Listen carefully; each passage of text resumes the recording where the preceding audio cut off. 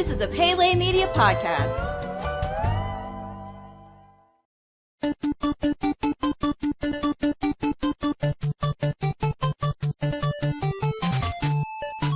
Welcome back to Goonies Minute, everybody. Goonies Minute is the fan podcast where we explore the movie Goonies minute by minute. I am Brady. And this is Chris. And today we are covering Goonies Minute number 45. Chris, how you doing? I'm doing wonderful, but I've got a better question. What's that? How was that bachelor party in Austin, Texas? I tell you what. Wait, hold on a second. Oh. I want to know if a lot of the time at this bachelor party was spent discussing the Goonies Minute. Right? A little bit. But most of it was my friends who, they don't get it. They just don't get the whole podcasting thing. They don't get the whole obsession with movies that we grew up with and everything. So a lot of the conversation ended with them just sort of waving their hands at me and turning to each other and talking more about high school football memories. Well, many Subs-Azules knew what it was to be roasted to the depths of the store that day, I can tell you. There you go. When in doubt. When you have nothing else to say, just quote Ghostbusters, right? Yeah. All right. And a simpleton such as myself has to go back to his the things that he knew when he was young. Well, that's what we all do here. Hey, you know what I'd like to go back to right now? Get into the minute, right? Let's get into the minute. Let's get into the minute. In the previous minute, the Goonies had to remain silent as the Fratellis arrived back at the restaurant. They quickly picked up the dead FBI agent and pushed him back into the freezer, accidentally locking Chunk in with him. As the minute ended, the gang all took off to an exit in the room, but Mikey stayed, focused on the tunnel under the fireplace. At minute 45, Brand turns around and whispers for Mikey to hurry up. Mikey tells him that the fireplace is the only way. The camera slowly pushes in on Mikey as the music swells. He whispers to himself, "It all starts here." Brand considers what he says and is now convinced. He ushers the rest of the group along towards the fireplace. As they each one by one descend into the tunnel, Chunk shouts for their help in the soundproof freezer. Despite his best efforts, the corpse continues to fall on top of him. As the gang continue to climb down into the tunnel, the Fratellis make their way closer and closer down the hall. Time is running out. And thus ends minute 45 of The Goonies. Okay, so we have, over the course of quite a while now in this movie, watched it sort of take its time building and building and building, getting further and further along into the adventure. And I think it's in this minute that it just really hits when Mikey says, "It all starts here." And he's saying it to himself as well as to Bran. And it's done not only just through that bit of dialogue and the fact that he's sort of staying around, but it's the lighting, that shadow on his face with just that light on his eyes. It's the way the camera pushes in on him. It's the no music and then music. Yes, exactly. And that comes in. And I think another thing that really gives a lot of credibility to this moment is Bran's reaction. Bran, who we have seen have so little faith in this whole thing, it's a close-up of him, which is very deliberate, so it's showing that if it's registering on Bran, it's working. Yes. And that's when we know that this movie is going somewhere, is when Bran, the biggest doubter in the whole thing, is suddenly sold on it. And it's this close-up of him and his response to Mikey's saying that it says, yeah, not only is there no other way out, but I'm following my little brother on this. He is 100% convincing now that there is no other way for not just our future and being killed by these people we're running from, but saving, our home and finding the rich stuff. There's no other way but to follow this dude, my little brother. Well, right in the beginning, you can see him try to come on. He whispers, "Come on, let's go again." Yeah. And then that's when you have that silence, and that's that focused Mikey again, and he's like, "The fireplace, it all starts here." Yeah. Again, right when Mikey says starts. Mm-hmm. That's when the music starts. That's special music. So cool. Yeah. A little bit of the special. It's like a variation of it. Mm-hmm. But it's so funny, some of the things that Spielberg and Donner do in this movie. Like, I can think all the way back to when they're on the bike and the music of Cyndi Lauper, Good Enough, is playing. But right when they get to the turn in the road, music changes. Mm-hmm. Right when they say start here, the music starts. Okay? And at that point in time, you have that, it's like almost that eye contact between Brant and Mikey, and there's nothing needs to be said, and boom. Yeah. And then Brant, he believes for the first time, and he grabs him, and they go. Yeah. That was it. That's the biggest part of this movie so far, and I agree with you totally about that. Yeah. Another thing, too, is this is where it all starts because whoever got out with the map and the legend back in the day, this is where the cave that would have like brought them back out into the world, the mainland, whatever. The restaurant would not have been there at that time. So it literally all starts at this small opening in the ground that they're going to have to go down into. And, man, there's something about the sight of them trying to, like, fit down in that space. Man, I tell you what. Do you have claustrophobia? I don't know. It's just inconsistent claustrophobia. Mm-hmm. I'm inconsistent. My whole mind is a roller coaster, Brady. It's inconsistent. You never know what you're going to get. Except the only thing consistent is that I know that I don't know what I'm going to think. Yeah. This day it could change at a moment's notice. I could go off the deep end.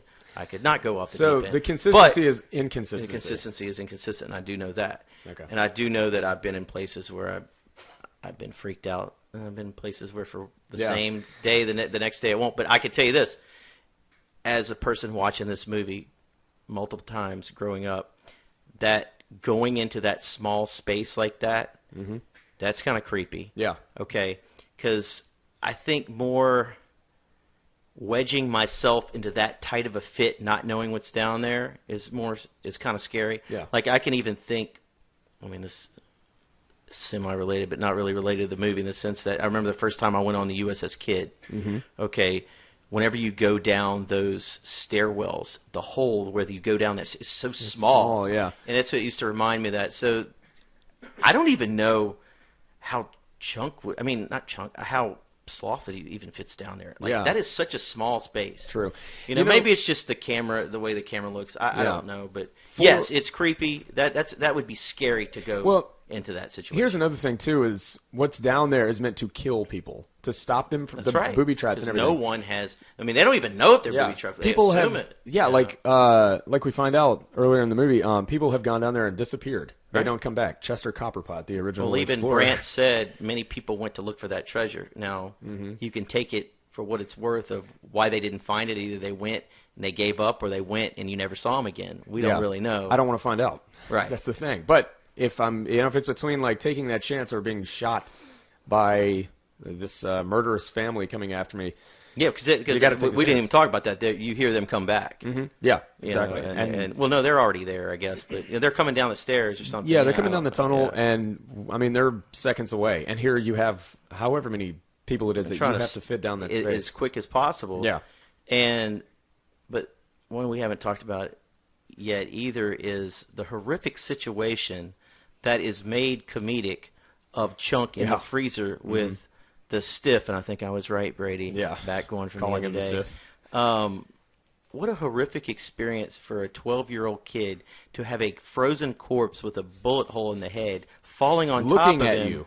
I mean, and nobody's freaking out as much as they should. You would think the guy would have passed out by now. You know, but they're making it. They find a way to make this kid-like when it's really not kid-like in this situation. At all. Yeah. To where like Chunk is almost talking to this dead body like the criminal that killed it, if he was stuck in the same situation, would be talking to it. You know what I mean? Yeah. Like there's fear, but it's not as much fear and freaking. It's more, hey, stay away from me. Yeah, you know? stay and all that. It's, and he's like screaming as this thing is like collapsing on top of him. But again, it's another example of this movie.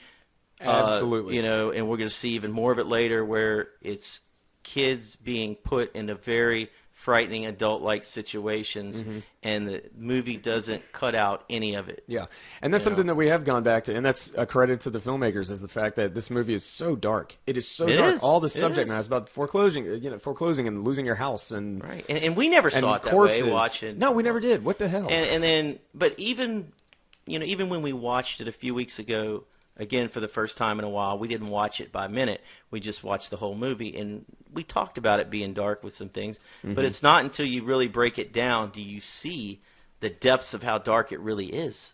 Yeah, absolutely. Well, that's the beauty of the minute-by-minute format. So, yeah. But here's another thing. How in the hell do the Goonies forget Chunk? I just don't understand how that can happen. I mean, but we were talking about it last minute. Yeah. But it works. It has to happen, and it's forgivable. In a situation like that, my mind would be all over the place, and with a multitude of people that are scrambling and running all over the place. Yeah, it's like dogs and cats living together, mass hysteria. I get it. Yeah, One exactly. of those things, Well, what else do you have for this minute? We saw Mom Fratelli and the brothers come downstairs, and they're kind of goofing around. Mm-hmm. And one point I want to make is Mom Fratelli is always business. She is business. Yeah. She is not messing around. No. Okay, she's focused, and she's definitely the alpha in this group, taking charge of these two kids, Mm-hmm. which are really men, but they have their childlike insanity. Yeah, exactly. And like we talked about last week, I believe, and the villains here are just straight up out of an old 30s or 40s gangster movie. I mean, straight out of it. The thing I really do like about You could make I almost like say you could put them next to each other. You could take a filter in Photoshop of cartoon, and it would be like a gangster movie. I can totally see that. I can totally see that. Yeah. Yeah. The thing why I see her as like one of the most ruthless villains I've ever seen in a movie is the fact that she's not like a Bond villain where they like to come out and talk to Bond and explain what they're going to do, and there's this like whole majesty to it. She's like, get the job done. If you've got to kill somebody, do it. And the only time you really see her slow down and kind of have a info dump like that is when she's about to shove a child's hand into a blender. Yeah, but otherwise, it's like, put a bullet in them, throw them out. You Let's do mentioned her being one of the what type of villain? One of the worst villains. Ruthless. Ruthless. Yeah. Okay. When you said that, when I was first listening, it's like I don't know about that. That's going a little extreme. But I can tell you right now, breaking this down, I'm becoming a believer of that. As we break it down, she's much worse than I ever even thought she was. Yeah. She's which hardcore. is kind of interesting. One last note that I have is so back to the thing about them going down into the cave. Have you ever seen the movie The Descent? I don't know right Have you seen it? Producer Paula is in the studio right now. The Descent is this movie that came out maybe 10 years ago. They go like cave diving on this like cave diving trip, and they're way down in the depths of this like really deep and really large cave, and there's a part where they have to climb through this tunnel. Well, there's a moment where this woman is, like my question about if you have claustrophobia or not, do not watch it if you do. She's in a tunnel that is no bigger I think maybe I've seen it once and I didn't. Yeah. Have you seen this? I remember that as saying. Yeah, and she's completely... no, they're not scuba divers. Well, then I haven't seen it. Then you haven't seen it, yeah. But she is... the tunnel that they're having to climb down through here in the Goonies makes this thing look... I mean, it's like, huge compared to this. But she is completely stuck in this little dark spot and cannot move. Yeah, you see, it's that's horrible. the kind of claustrophobic. Yeah. Like the idea of being watch it. buried alive, that kind of stuff freaks me out. Yeah. And if it doesn't it's like... can't imagine somebody not being freaked out by the idea that's like, oh, I welcome that, Well, then stay away from Serpent and the Rainbow, too, because they bury some people alive in that. Yeah. On that note, that is Goonies Minute for you today, everybody. You got anything else? That's it. All right, awesome. Thank you so much for tuning in for minute number 45 today, everybody. We will see you back tomorrow for minute number 46, and until then, I'm Brady. And this is Chris. And we're here to remind you that Goonies never say die.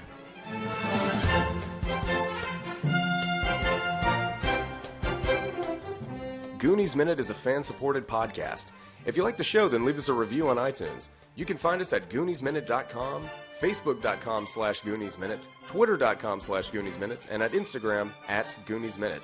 You can contact us at GooniesMinute@gmail.com. You've been listening to a Pele Media podcast. For premium content and exclusive podcasts, visit us at Patreon.com/Pele Media. Check us out on Facebook at Facebook.com/Pele Media and follow us on Twitter at Twitter.com/Pele Media.